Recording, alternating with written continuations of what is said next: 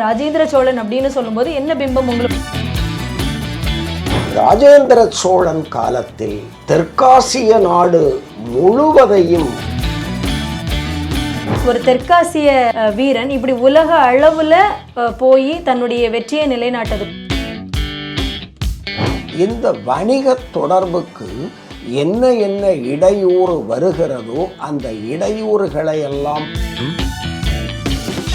எல்லை விரிவாக்குறது அப்படிங்கிறத தாண்டி இந்த வணிக தொடர்புல இருக்கக்கூடிய பிரச்சனைகளை எல்லாம் தகர்த்து பெயர் வரலாற்றில் பிற்காலத்தில் நிலை கொள்வது என்பது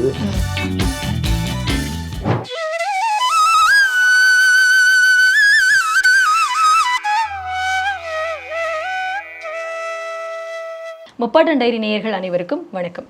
நம்ம ஒவ்வொரு எபிசோட்லேயுமே புதுசாக தமிழர்களுடைய தொன்மையை பற்றி, தமிழர்களுடைய பண்பாட்டை பற்றி முழுக்க புது தகவல்களாக என்னால் முடிஞ்ச வரைக்கும் உங்ககிட்ட கொண்டு வந்து நான் சேர்த்துக்கிட்டு இருக்கேன். அந்த வகையில் இன்றைக்கி இது புது தகவல் கிடையாது. நீங்கள் வந்து யூடியூப்பில் தேடி பார்த்தா எக்கச்சக்கமான தகவல்கள் இருக்கும். ஏன்னா இது ஒரு அரசனை பற்றி, இந்த அரசனை பற்றி பேசாதவங்களே இருக்க முடியாதுங்கிற அளவுக்கு எக்கச்சக்க தகவல்கள் யூடியூப் நிறைய இருந்துக்கிட்டு இருக்கு. நிறைய புத்தகங்கள் வெளிவந்திருக்கு.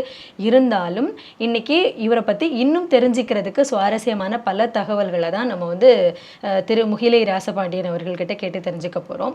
ஐயா வணக்கம். வணக்கம்மா.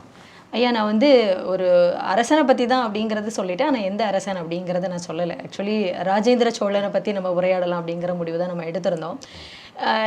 முதல்ல எனக்கு உங்ககிட்ட கேட்க வேண்டியது என்ன அப்படின்னு சொல்லி பார்த்தா, ராஜேந்திர சோழன் அப்படின்னு சொன்ன உடனே ஒரு பிம்பம் உங்களுடைய மனதுக்குள்ளே வந்திருக்கும் இல்லையா? ராஜேந்திர சோழன் பற்றி நிறைய ஆராய்ச்சிகள் பண்ணியிருக்கீங்க.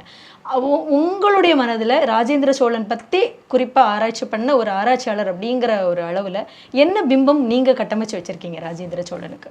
சோழர்கள் அப்படின்னு சொன்னாலே நமக்கு ஒரு பிம்பம் மனத்தில் தோணுது.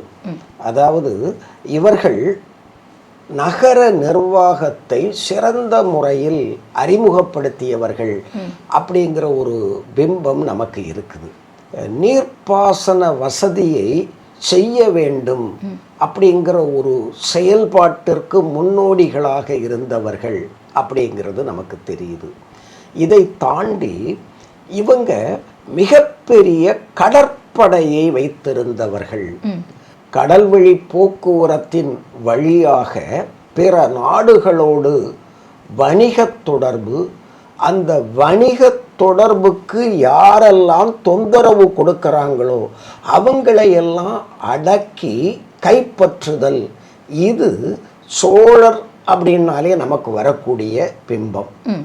ஆனால் சோழர்கள் காலத்தில் இவ்வளவு பெரிய பிம்பம் இருந்ததா, கடற்படை என்ற பிம்பம் இருந்ததா அப்படின்னா இருந்தது. ஆனால் ராஜேந்திர சோழன் காலத்தில் தெற்காசிய நாடு முழுவதையும் கைப்பற்றிய ஒரு பாரம்பரியம் தெரிகிறது. ஏறத்தாழ 10-11ஆம் நூற்றாண்டிற்கு உட்பட்டவன் ராஜேந்திர சோழன். மிகவும் பிற்காலம், 1000 ஆண்டுக்கு முன்னால அவன் வடபகுதி முழுக்க தன்னுடைய ஆட்சியின் கீழ் கொண்டு வருகிறான். எனவே அவனுடைய கடற்படை ஆற்றல், கடல் போர் ஆற்றல், இது மிக சரியாக நம்முடைய மனத்தில் பதிந்திருக்கிறது. அது மட்டும் இல்லாமல் ராஜேந்திர சோழன் அப்படிங்கிற பெயரோட நமக்கு 2 பட்ட பெயர்கள் மனத்தில் தோணுது. ஒன்று கங்கை கொண்டான் அப்படின்னு ஒரு பேரு, இன்னொரு பட்டப்பெயர் கடாரம் கொண்டான். ஆக இந்த கங்கை கொண்டான் அப்படிங்கிறதும் கடாரம் கொண்டான் அப்படிங்கிற விருது பெயர் இருக்குது இல்லையா, இந்த 2ம் ராஜேந்திர சோழனுடைய வரலாற்றில் மிகச் சிறந்த பிம்பமாக நமக்கு தோன்றுகிறது. இப்போ ராஜராஜ சோழன் அப்படின்னு சொல்லும்போது மிகச்சிறந்த அரசியல் நிர்வாக மேதை அப்படின்லாம் நம்ம தூக்கி வச்சு கொண்டாடுறோம். ராஜேந்திர சோழன் அப்படிங்கிற ஒரு மன்னனும் அவருக்கு நிகரான பல வெற்றிகளை கொண்டு வந்தவர் தான். உதாரணமாக உங்ககிட்ட நான் கேள்வி கேட்கும்போதே ராஜேந்திர சோழன் அப்படின்னு சொல்லும்போது என்ன பிம்பம் உங்களுக்குள்ள கட்டமைக்கப்படுது அப்படின்னு சொல்லும்போது கடாரம் கொண்டான், கங்கை கொண்டான் அப்படின்னு மாபெரும் வெற்றிகள், அதாவது சர்வதேச அளவில் அவர் செய்த வெற்றிகள் எல்லாத்தையும் தான் அவருடைய பிம்பமாக நம்ம எடுத்துகிட்டு வரும்போது எப்போவுமே தந்தையை மிஞ்சிய ஒரு மகனாக ஏன் ராஜேந்திர சோழன் கொண்டாடப்படாமலே இருக்கார்? ராஜேந்திர சோழனை பற்றி சொல்லும்போது நான் சொன்ன இந்த விருது பெயர் இருக்கு இல்லையா, இது ஒரு பக்கம் இருக்கட்டும். ராஜராஜ சோழனுக்கும் சில விருது பெயர் இருக்குது. இவன் சிவபாத சேகரன் அப்படின்னு சொல்லப்படுறான். திருமுறை கண்ட சோழன் அப்படின்னு சொல்லப்படுறான் ராஜராஜ சோழன். இப்போ இந்த திருமுறை கண்ட சோழன் அப்படின்னா தேவார திருப்பதிகங்களெல்லாம் சிதம்பரம் கோவிலில் ஒரு அறைக்குள்ள போட்டு பூட்டி வைக்கப்பட்டிருந்தது. அங்கே இருந்த பூசாரிகள், அவர்களை தீட்சிதர்கள்னு சொல்லுவாங்க, அவங்க அதை பாதுகாக்கிறேன் அப்படின்னு நினச்சி பூட்டி வச்சுட்டாங்க. பராமரிப்பே இல்லாமல் ஏதாவது சுவடி பூட்டப்பட்டிருந்தால் அது அரித்து போயிடும், கரையானோ அல்லது மட்கியோ போயிடும். சுவடிகளை குறிப்பிட்ட கால எல்லையில் மறுபதிவு செய்யணும். அதை மனத்தில் கொண்டு தேவார திருப்பதிகங்களை எல்லாம் மீட்டான். எனவே திருமுறை கண்ட சோழன் அப்படிங்கிறோம். பெரிய கோயில், உண்மையிலேயே தஞ்சாவூர் கோயிலை விட பெரிய கோயில் நிறைய இருக்கு. ஆனால் அதைத்தான் நாம் பெரிய கோயில் அப்படின்னு சொல்கிறோம். தஞ்சையில் இருக்கக்கூடிய பெரிய கோயிலை வரும்போதே அந்த அடமொழியோட தான் நம்ம சொல்லுவோம். ஆமாம்.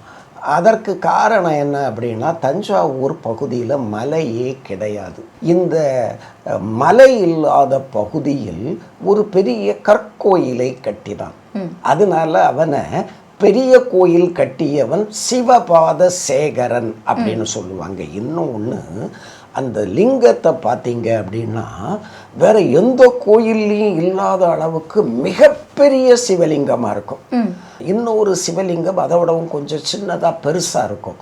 அது எங்கே அப்படின்னா, திருச்சி மலைக்கோட்டையில் ஒரு சிவலிங்கம் இருக்கும், தாயுமானவ சுவாமின்னு சொல்லுவாங்க. அதுவும் கொஞ்சம் பெரிய சிவலிங்கமாக இருக்கும். அதை விடவும் மிக பிரம்மாண்டமான சிவலிங்கமாக இவர் வச்சிருப்பார். எனவே அந்த லிங்கம் பெரியது. அந்த காரணத்தினாலேயே அதை பெரிய கோயில், பெரிய சிவனை உருவாக்கியதால் சிவபாத சேகரன் அப்படின்னு 2 விருது பெயர்களை பெற்றவன் ராஜராஜ சோழன். அது மட்டும் இல்லாமல் இந்த ராஜராஜ சோழனுடைய காலம் 10ஆம் நூற்றாண்டு. இந்த 10ஆம் நூற்றாண்டு சைவம் ரொம்ப பிரபலமாக வந்த காலம். அப்போ இவன் என்னமோ சைவத்திற்கு காவலன் அப்படிங்கிற பேரு ராஜராஜ சோழனுக்கு வந்துடுது. மக்களும் பெரும்பாலும் சைவத்தை சார்ந்தவர்களாக வாழத் தொடங்கிய காலம் அது. அதனால இந்த ராஜராஜ சோழனுடைய பெயர் ரொம்ப புகழ் பெற்றதாயிடுச்சு. இந்த ரெண்டும் இந்த நாட்டிற்குள் அவன் செய்த செயல்களுக்காக கிடைத்தவை. ஆனால் இந்த கங்கை கொண்ட சோழன், கடாரம் கொண்ட சோழன் அப்படிங்கிற விருது பெயரை பெற்றிருக்கிறான் இல்லையா, அந்த ராஜேந்திர சோழன் இந்த இரண்டையும் அயல் நாடுகளில் செய்த காரணத்தினால், கங்கை தமிழ்நாட்டு பகுதி இல்லை, கடாரம் தமிழ்நாட்டு பகுதி இல்லை, அயல் நாடு. உண்மையிலேயே ராஜராஜ சோழன் பெற்ற பெரும்பாலான போர் வெற்றிகளை பெற்று தந்தவன் ராஜேந்திர சோழன். வடக்கே நடத்திய போர்கள் கூட முழுவதும் ராஜேந்திர சோழனால் நடத்தப்பட்டவை. இலங்கையில் பிற்கால சோழர்கள் முதலில் படை நடத்தி போனதும் இந்த ராஜேந்திர சோழன். ஆனால் சுந்தர சோழன் இருக்கும்போது ஒரு முறை அருண்மொழிவர்மன் என்ற பெயரில் ராஜராஜ சோழன் அங்கே படை நடத்தி செல்லுகிறான். அங்கே படை நடத்தி சென்ற அவன் அங்கே எந்த குறிப்பிடத்தக்க வெற்றியையும் நிலைநாட்டவில்லை. போர் செலவுகள் அதிகமான காரணத்தினால் ராஜராஜ சோழன் என்ற அருள்மொழிவர்மன் அங்கிருந்து அழைக்கப்பட்டு விடுகிறான். அவனுடைய முழு வெற்றியும் அங்கே நிலைநாட்டப்படவில்லை. ஆனால் அதுக்கு பிறகு ராஜேந்திர சோழன் தான் ராஜராஜ சோழன் சார்பில் போய் அங்கே வெற்றி கொள்ளுகிறான். அப்போ நம்ம வந்து தந்தையை மிஞ்சியவன் தான் ராஜேந்திர சோழன் அப்படிங்கிற முடிவுக்கு நம்ம வர முடியும் இல்லையா? இப்போ நம்ம வந்து நீங்க கடாரம் கொண்டான், கங்கை கொண்டான் அப்படின்னு நம்ம சொல்லும்போது, இப்போ கடாரம் அப்படின்னு சொல்லும்போது நம்ம இந்தோனேஷியா, மலேசியா இந்த பகுதிகளில் தாண்டி தன்னுடைய எல்லையை வந்து விரிவாக்கம் செய்கிறாரு. இந்த ஒரு தெற்காசிய வீரன் இப்படி உலக அளவில் போய் தன்னுடைய வெற்றியை நிலைநாட்டதுக்கும் எல்லையை விரிவாக்கம் செய்கிறதுக்கும் அந்த வணிகத்தில் இருக்கக்கூடிய அந்த பாதையை நம்ம ஆக்கிரமித்து வச்சுக்கணும், நம்ம பாதுகாத்து வச்சுக்கணும் அப்படிங்கிறது தான் இதனுடைய நோக்கமாக இருந்ததா? இல்லை, சோழர்கள் வந்து தன்னுடைய எல்லையை வந்து உலக அளவில் விரிவாக்கணும் அப்படிங்கிற ஒரு காரணத்துக்காக படையெடுத்து போனது தான் அதனுடைய நோக்கமாக? இந்த தென்னிந்தியா முழுக்க கப்பல் போக்குவரத்தை பயன்படுத்தியவர்கள் பிற்கால சோழர்கள். அதுக்கு நாடு பிடிக்கணும் அப்படிங்கிற நோக்கம் அவர்களுக்கு இருந்ததே இல்லை. நான் கொஞ்சம் முன்னால் சொல்லும்போது கூட சொன்னேன், இலங்கையை கைப்பற்ற வேண்டும் என்ற நோக்கத்தில் போய் விரட்டல்ல. எதற்காக ராஜேந்திர சோழன் இலங்கையின் மீது படையெடுத்து சென்றான் அப்படின்னா, பாண்டியனுக்கு இவன் துணை புரியக்கூடாது. பக்கத்தில் இருக்கக்கூடிய பகைவனாக இருப்பவன் பாண்டியன். அந்த பாண்டியனுக்கு துணை புரியக்கூடிய படை துணை வழங்கக்கூடியவனா இலங்கை வேந்தன் இருக்கிற காரணத்தினால ஒரு மிரட்டல் படையெடுப்பு, அவ்வளவுதான்.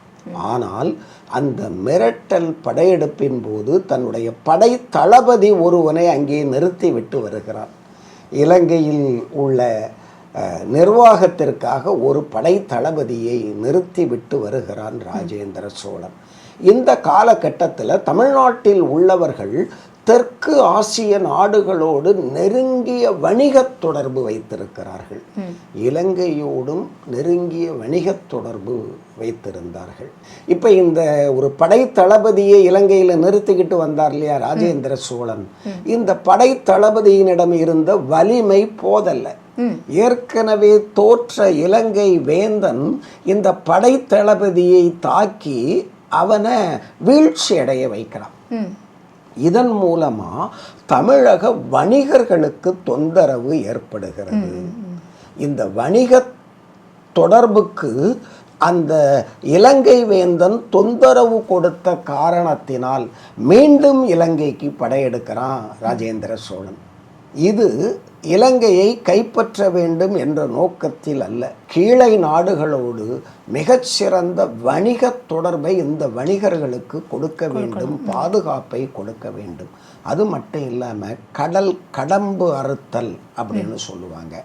கடல் கடம்பு அப்படிங்கிறது கடல் கொள்ளையர்களை குறிக்கும். கடலில் கடந்து செல்லுவதற்கு இடையூறாக இருக்கக்கூடியவர்கள்.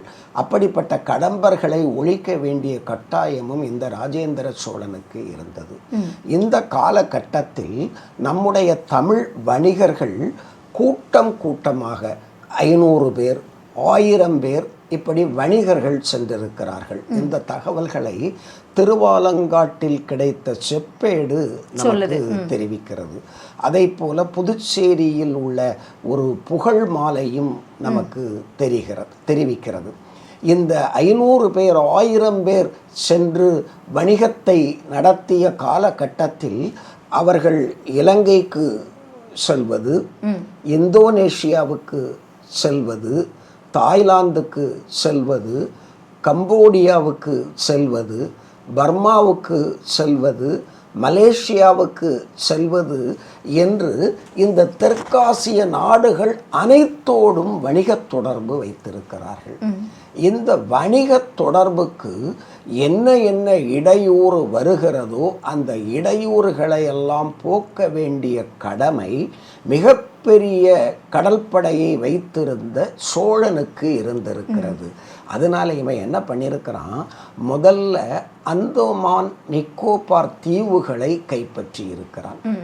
இந்த அந்தமான் நிக்கோபார் தீவுகளை கைப்பற்றிய பிறகு தொடர்ந்து அருகில் உள்ள தீவு கூட்டங்களை கைப்பற்றி இருக்கிறான்.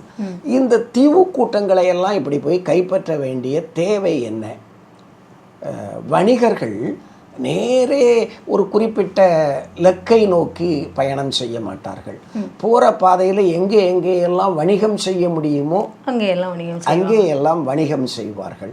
எனவே என்ன தீவு இருக்கிறதோ அந்த தீவுகளை எல்லாம் அவர்கள் தங்குமிடமாக வைத்திருந்தார்கள். அப்படி தங்குமிடமாக அவங்க வைக்கும்போது அவர்களுக்கு அந்த நிலப்பரப்பிலிருந்து வந்த இடையூறுகளை போக்க வேண்டிய கட்டாயம் இவனுக்கு ஏற்படுது. இதை போலத்தான் அவன் நேரே மலேசியா வழியாக கடாரத்திற்கு போகிறான். ஏன் கடாரத்துக்கு போகிறான் அப்படின்னா, கடாரம் அந்த காலத்தில் ஒரு மிகப்பெரிய துறைமுக தீவாக இருக்கிறது. அந்த துறைமுக பள்ளத்தாக்கு வேளாண்மைக்கு ஏற்ற பகுதி. ராஜேந்திர சோழன் காலத்தில் இந்த கடாரத்தில் ஆயிரக்கணக்கானோர் தமிழர் போய் குடியேறி இருக்கிறாங்க. நெல் வேளாண்மை அங்கே ரொம்ப சிறப்பாக நடந்திருக்குது. பள்ளத்தாக்கு பகுதி அப்படிங்கிறதுனால வணிக பகுதியாக இருந்ததோடு மட்டும் இல்லாமல் வேளாண் பகுதியாகவும் இருந்திருக்குது. எனவே இந்த வணிகர்கள் தங்கள் கப்பலை அங்கே போய் நிறுத்தணும் அப்படின்னா அந்த பாதுகாப்பை ஏற்படுத்தி கொடுக்க வேண்டிய கட்டாயம் இந்த ராஜேந்திர சோழனுக்கு இருந்திருக்கிறது. எல்லை விரிவாக்குறது அப்படிங்கிறத தாண்டி இந்த வணிக தொடர்பில் இருக்கக்கூடிய பிரச்சனைகளை எல்லாம் தகர்த்து நல்ல ஒரு பாதுகாப்பான சூழ்நிலையை வணிகர்களுக்கு ஏற்படுத்தணுங்கிறதுக்காக தான் கடாரம் வரைக்கும் போர் தொடுத்து சென்றதா சொல்கிறீங்க. ஆமாம், இந்த கடார வெற்றியைத்தான், கடாரத்தை வென்ற வெற்றியைத்தான் நாம் கடாரம் கொண்டான் அப்படின்னு கேட்குறோம். இப்போ கடாரம் எங்கே இருக்குது அப்படின்னா மலேசியாவில் இருக்குது. ஒரு காலத்தில் வலம்புரி ஜான் மலேசியாவுக்கு போயிட்டு வந்தார். மலேசியாவுக்கு போனவர் பக்கத்தில் கடாரத்துக்கும் போனார். கடாரத்தில் ராஜேந்திர சோழன் கைப்பற்றிய பகுதின்னு கல்வெட்டு இருக்கிறதா பார்த்துட்டு வந்து சொன்னார். நான் கடாரத்துக்கு போனேன், அந்த சமயத்தில் பார்க்க முடியலை. அவர் ராஜேந்திர சோழன் வென்ற பகுதி அப்படின்னு கல்வெட்டு அங்கே இருக்கிறது அப்படின்னு வந்து சொல்லக்கூடிய அளவிற்கு ராஜேந்திர சோழனுடைய வெற்றி அங்கே பொறிக்கப்பட்டிருக்கிறது. இப்போ ராஜராஜ சோழன் அப்படிங்கிறவர் வந்து தஞ்சையில் மிகச்சிறப்பான அளவில் தான் ஆட்சி புரிஞ்சுக்கிட்டு வராங்க இல்லையா? அப்படி இருக்கும்போது அவர் காலத்திலே தான் ராஜேந்திர சோழனும் பதவி ஏற்கிறாரு. ராஜேந்திர சோழன் ஏன் தஞ்சையை விட்டுட்டு கங்கை கொண்ட சோழபுரம் அப்படின்னு ஒரு புது தலைநகரை உருவாக்க வேண்டிய கட்டாயம் ஏற்பட்டது? இதுக்கு பின்னாடி இருக்கக்கூடியது வந்து அந்த கங்கையை வெற்றி கொண்டாரு அப்படிங்கிறதுக்கான வெற்றி கொண்டாட்டமா, இல்லைன்னா ஒரு புவிசார் அரசியலா? ராஜேந்திர சோழனை கங்கை கொண்ட சோழன் அப்படின்னு நாம் சொல்லுவோம்.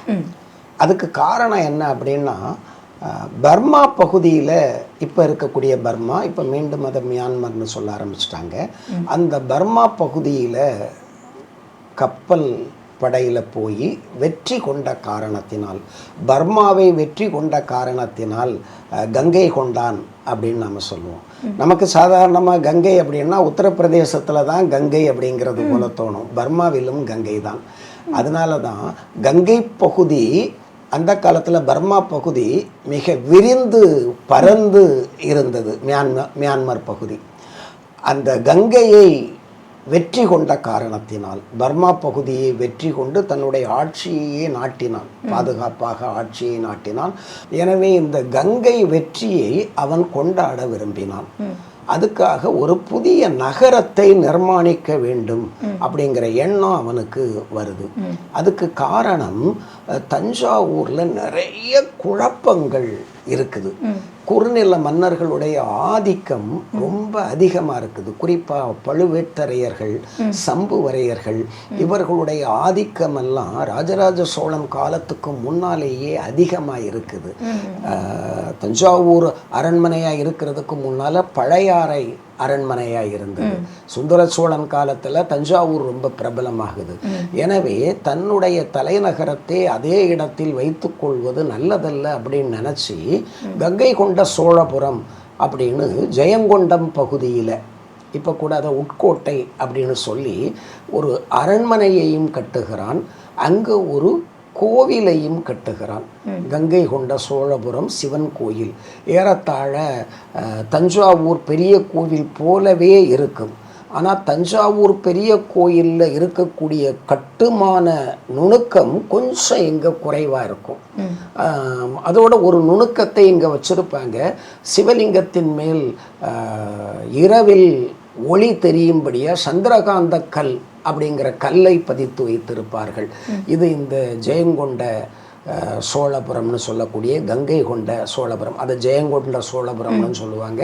அந்த சோழபுரம் நின்று இப்போ தற்காலத்தில் ஜெயங்கொண்டம், ஜெயம்னா வெற்றி, கங்கையை வெற்றி கொண்ட நினைவாக. அதுக்கு பக்கத்திலேயே இன்னொரு ஊர் இருக்குது, அது உட்கோட்டை, கோட்டையின் உட்பகுதி. அதுக்கு பக்கத்தில் இன்னொரு ஊர் இருக்குது மாளிகை மேடு அப்படின்னு. அதாவது அந்த காலத்தில் சோழனுடைய மாளிகை இருந்தது தற்காலத்தில் மேட்டு பகுதியாக இருக்குது.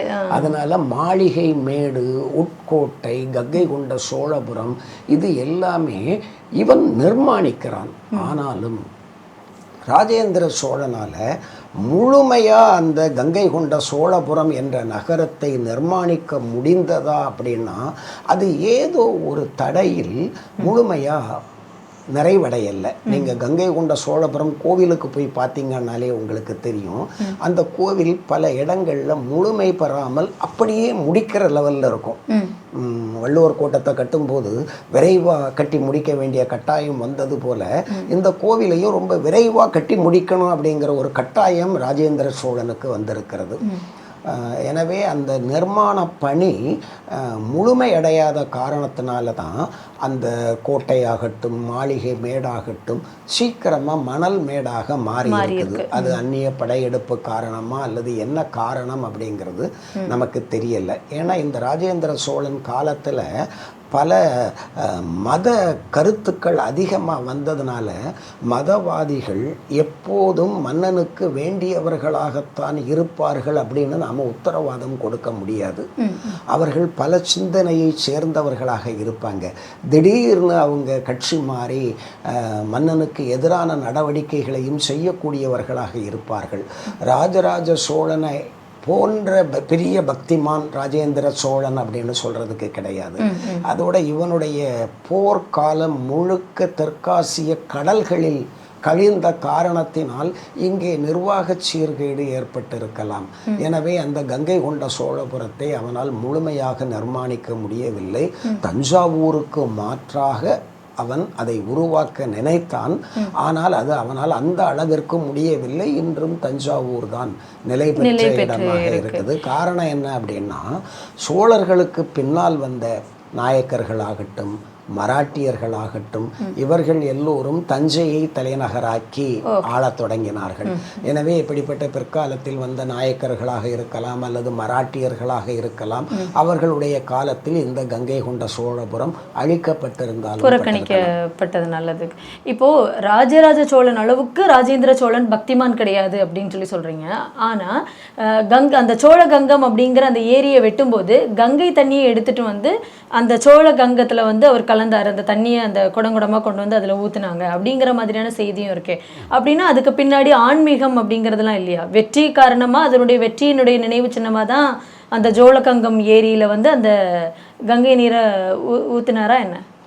அதாவது கொஞ்சம் முன்னால் சொல்லும்போதே நான் சொன்னேன், இந்த பிற்கால சோழர்கள் காலத்தில் மதத்தினுடைய ஆதிக்கம், மதவாதிகளுடைய ஆதிக்கம் ரொம்ப அதிகமாக இருந்தது. அதனால் ஒரு மன்னன் மதவாதிகள் சொல்கிறத கேட்க வேண்டிய கட்டாயமும் இருக்குது. நமக்கு எவ்வளவு தெளிவாக தெரிந்தாலும் கங்கையிலிருந்து தண்ணீரை கொண்டு வந்தால் அது புனிதம் அப்படின்னு சொல்கிறது ஒன்றும் பொருந்தாது அப்படின்னு நமக்கு தெரிந்தாலும் நாம் சில சமயங்கள் அந்த செயல்களை செய்வோம். அங்கேருந்து ஒரு குடம் தண்ணியை கொண்டு இங்கே ஊத்தியாச்சு அப்படின்னா இது சோழ கங்கை ஏரின்னு ஆயிடுமா? இது சோழன் ஏரி தான். அப்போ கங்கை தண்ணியை ஊற்றுனேன் அதனால இது கங்கை ஏரி அப்படின்லாம் நம்ம சொல்ல முடியாது. ஆனாலும் பெயரை சூட்டும் போது பெயர் வரலாற்றில் பிற்காலத்தில் நிலை கொள்வது என்பது இதெல்லாம் வந்து முழுக்க மன்னனுடைய அறிந்தேற்புடன் தான் நடக்கும் அப்படின்னு சொல்ல முடியாது. ஏன்னா மன்னனை பெரும்பாலும் இறை நம்பிக்கை என்ற ஒரு கட்டுப்பாட்டுக்குள்ள முடக்கி வைக்கும் போது அந்த இறை நம்பிக்கை பற்றாளர்கள் இருக்காங்க இல்லையா, அவங்க சொல்றதை கேட்க கேட்கக்கூடிய ஒரு நிலை வந்து விடுகிறது. இப்போ ராஜராஜ சோழன் அந்த பெரிய கோவிலை கட்டினான் அப்படின்னா சோழ அரண்மனையை ஒட்டி கட்டுகிறான்.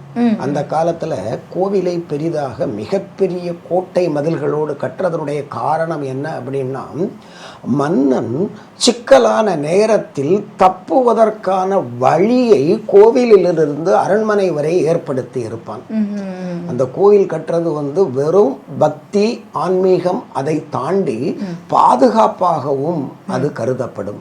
பெரும்பாலான கோவில் கருவறையிலிருந்து அல்லது கருவறைக்கு பக்கத்து அறையிலிருந்து அரண்மனைக்கு சுரங்கப்பாதைகள் அமைக்கப்பட்டிருக்கும்.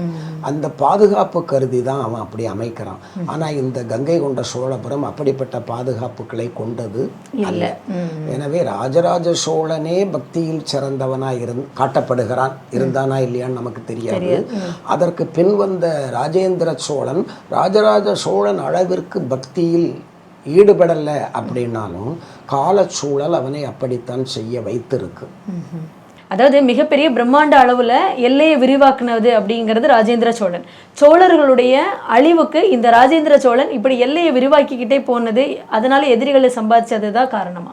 அதாவது இப்போ உள்ள இந்திய பகுதியில் ஏகதேசம் தென்னிந்தியா முழுவதும் ராஜேந்திர சோழனுடைய ஆட்சியின் கீழ் இருந்தது. இங்கேயெல்லாம் இவனுடைய ஆட்சி தான். ஆனால் கங்கையில் அவன் பெற்றது வெற்றி தான். இலங்கையில் அவன் பெற்றது வெற்றி தான்.